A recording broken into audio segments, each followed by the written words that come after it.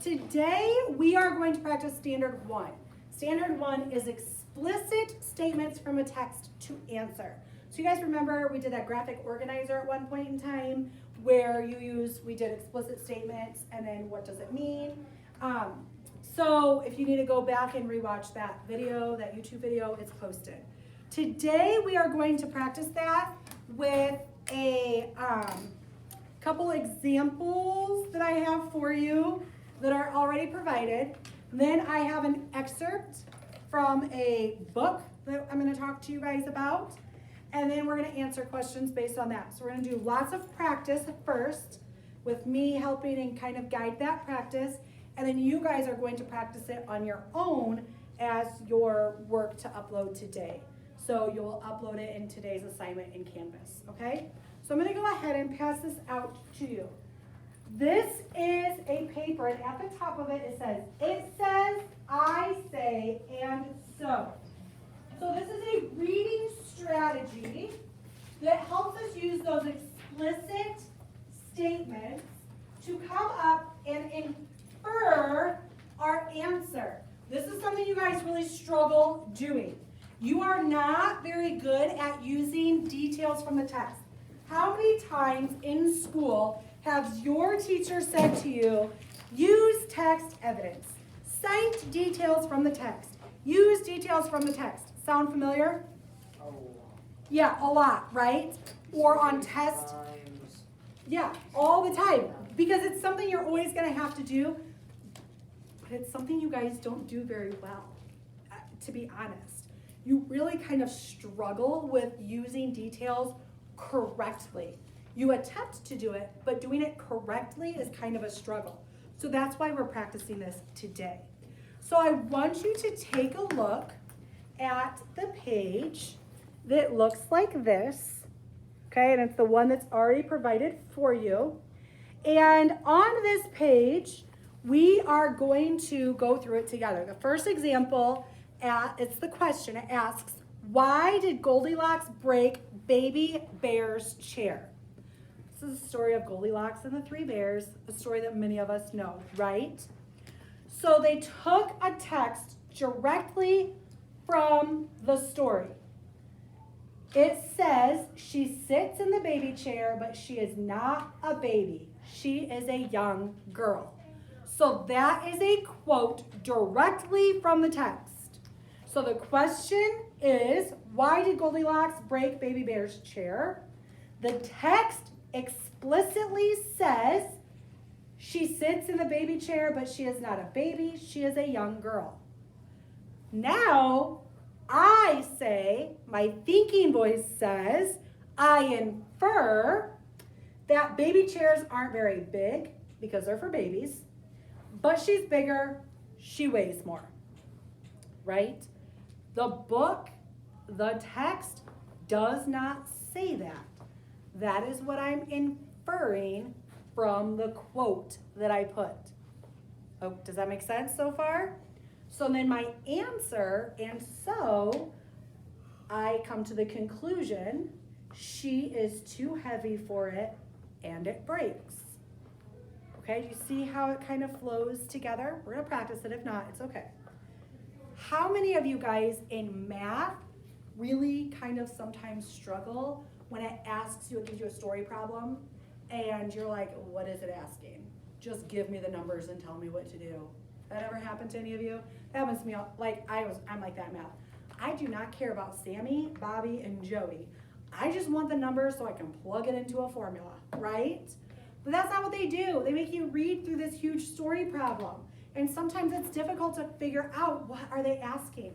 You can use the same strategy. So in this example, it's a math example. 6 students share a pizza equally. The pizza has a diameter of 26 centimeters. What's the area of each slice? Oh my gosh, I'm not sure. Well, I know that all the pizzas are equal, and I know the diameter is 26 centimeters, and I know that there's 6 students, right? Those are quotes from the text. Well, since I know those things, now I'm thinking in my head, well, the radius is half the pizza, or half of the diameter, I also know a formula, the area of a circle, and then I have to divide that area of a circle by 6. So I figure out how big the pizza is, divide it by 6, that'll give me my answer. So then I do that, right? I take the area of the circle, I divide it by 6, and I get my answer. So the process is the same. How many of you sometimes struggle with your social studies book, right? That happens. Your social studies book, your textbooks are written on grade level. Some of you, if you're not reading on grade level, it can be a little difficult. You can use the same process. What does the text explicitly say? What is my reading voice saying? So what conclusion can I come to? Okay? So let's turn it over now to the blank side where it says, what was Mama's biggest fear? Why was it called The Death Train? I am using this book. This book is called Four Perfect Pebbles. It's a Holocaust story. It's a memoir. A memoir is like an autobiography, only it's just a small snippet of somebody's life, where an autobiography is kind of their whole life. So Four Perfect Pebbles is a memoir of a family of a girl who survived the Holocaust, which we spent a little bit of time talking. So remember, the Holocaust is where they rounded up anybody who was different, anybody who was Jewish. They put them on these trains, in these train cars, and they took them to work camps, labor camps, death camps, things like that. Horrible situation, horrible circumstances that they had to deal with and to live with and things like that. So I'm going to read an excerpt. Can someone remind me what is an excerpt? What's an excerpt? Anybody remember? Is it like a little part of the book? Yeah, so remember, an excerpt is just part of the book. Like the back of it. So it is just either a page, a sentence, or more of a story, right? A page, a sentence, a paragraph, just kind of depending. So in this case, if you cannot see and you need to move so that you can see a little bit better, you may. We are going to read in this book, pages 78 and 79. I know I don't have a copy for each of you, but you can read it up here on the board if needed. So I'm going to read these paragraphs starting here, but I want to point out that up here, Toten Ross, or Reos, I don't know, because I don't speak this language, means out with the dead. Okay, that's what that means. All right, so here we go. So follow along with me as I read so that we can answer our questions. And remember, if we take a look at our questions, what was Mama's biggest fear? Why was it called the death train? So kind of pay attention to it to see if we can find a direct quote that can help us come up with an answer. Already several cases of typhus had developed on the train, for many of the prisoners had been incubating the disease while still in Bergen-Belsen. The 2-week incubation period began with the bite of a louse that carried the typhus germ. No symptoms showed until the deep pink pea-sized spots appeared around the midriff. This rash had given the disease the common name of spotted fever.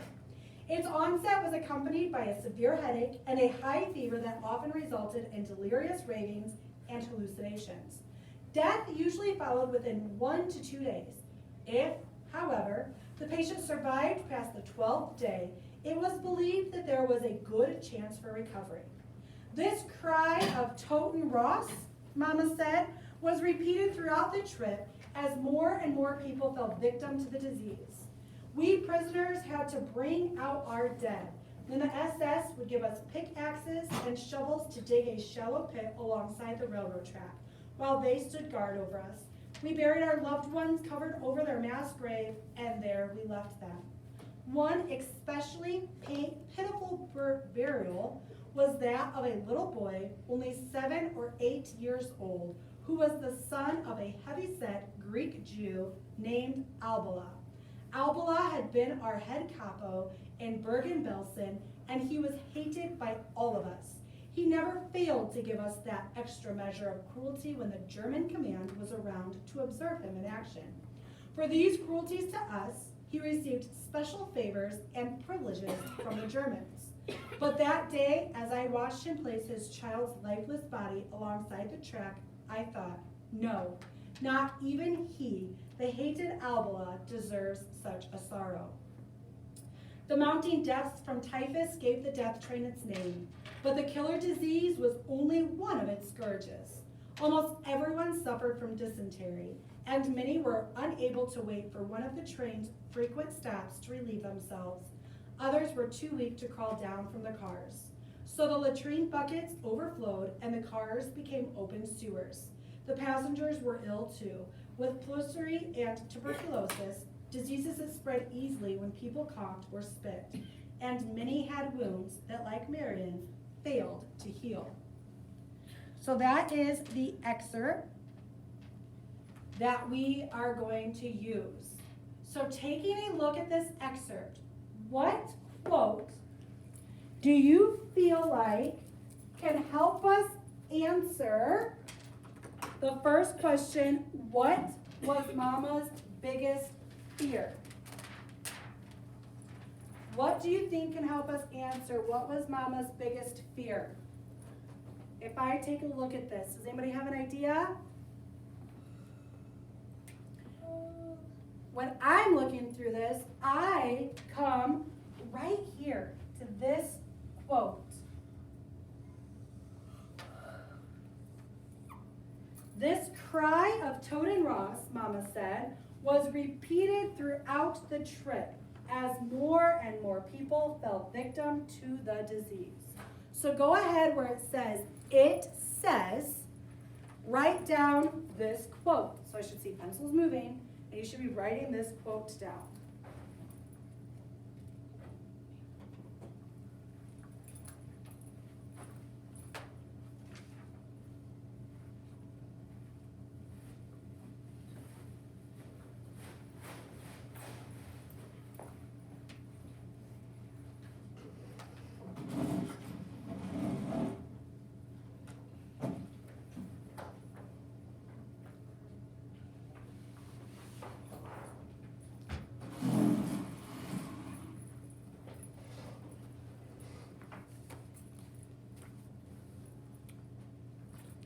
Okay, so I have this quote written down. This cry of Totenross, Mama said, was repeated throughout the trip as more and more people fell victim to the disease. So now, the next box is I say. Think about what you know about that information. What do I know about this quote? What do I know? This is where I'm using my background knowledge. This is where I'm thinking about what I'm writing and reading. So what do I know about this? What does my thinking voice say?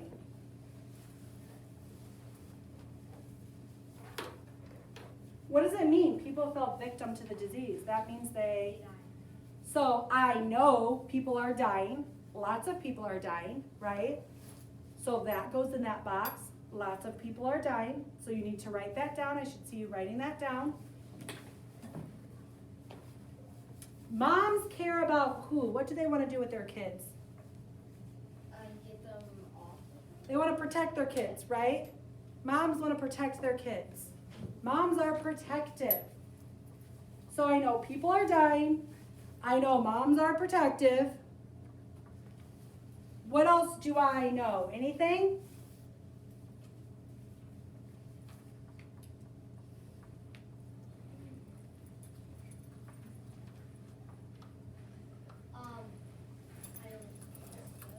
Okay, those are kind of the main ideas, aren't they? Kind of the main ideas is people are dying on the train. They're stuck. They're stuck on the train. And moms want to protect their kids. So, I ask you, what was Mama's biggest fear? So the first thing I'm going to do is restate the question.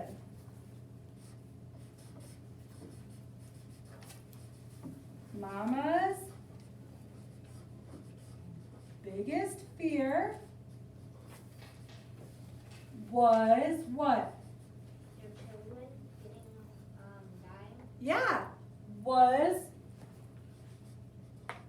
her children getting ill, right?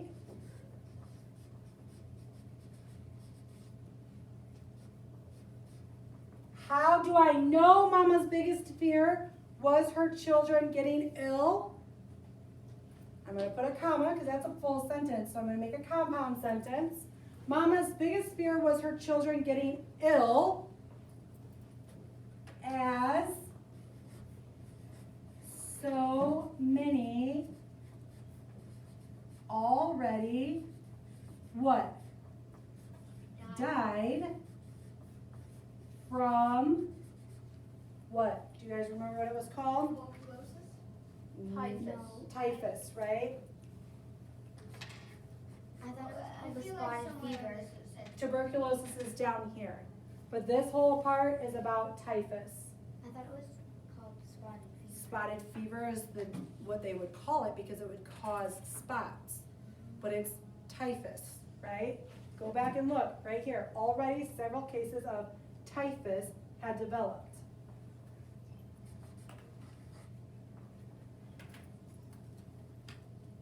So I'm using a detail from the text. People died of typhus, right? Right here, repeated through the trip, more and more people fell victim to the disease. What was the disease? I could have said, as so many people were already a victim of the disease, if I wanted to use the exact quote. But it's saying typhus is the same thing. So I've used this quote. You know, that's the thing. When you guys use details from the text, you don't have to use the exact quote. You just have to use the detail.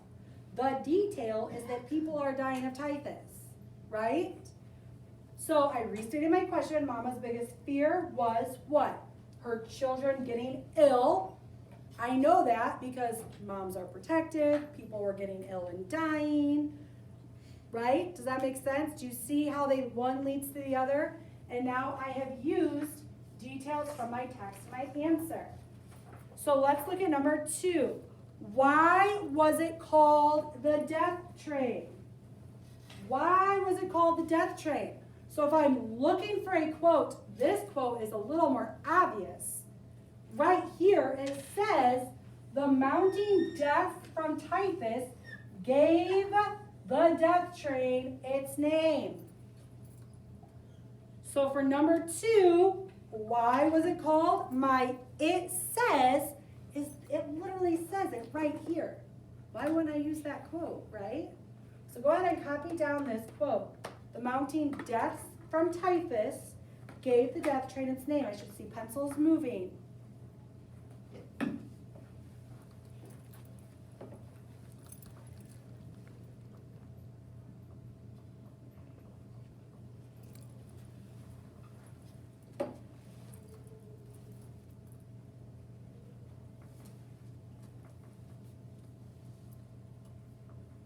Copying things onto your paper from the board is kind of a life skill, something we don't practice a lot because of all the virtual learning, but it's something you will have to do a lot of moving forward in school. So it's just something to get used to. So once Mr. Jones, we were doing a social studies, I don't remember what he said, but I actually believe there was cars that have GPS that drives itself. I'm like, Tesla? He's like, oh yeah. So, what do I know about this information? What do I know about this information? I used my direct quote. The mounting deaths from typhus gave the death train its name. What do I know? What can I put in that box? Okay. I know that lots of people are dying, right? They're dying from typhus as well as other illnesses. So in that next box where it says, think about what you know about the information. What do I know about the information? I know they're on a train. I know lots of people are dying. I know they can't get off the train. They're stuck on the train. They can't just escape, right? This is the Holocaust. They're stuck in a train You have the SS officers, some of them are too sick to even get off the train. So that all should go into that box. You should be writing that down where it says, I say. What do I say? What do I say? I say lots of people are dying. They're on a train. They're stuck on a train. They cannot get off. Lots of illnesses are floating around on the train.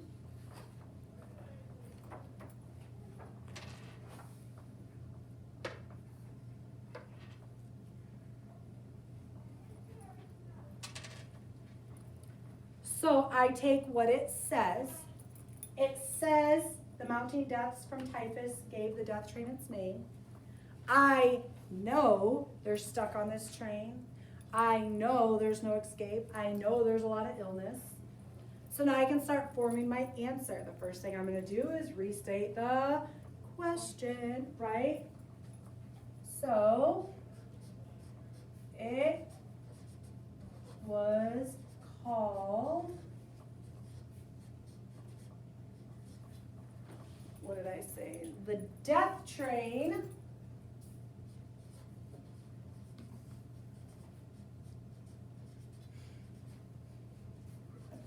Because many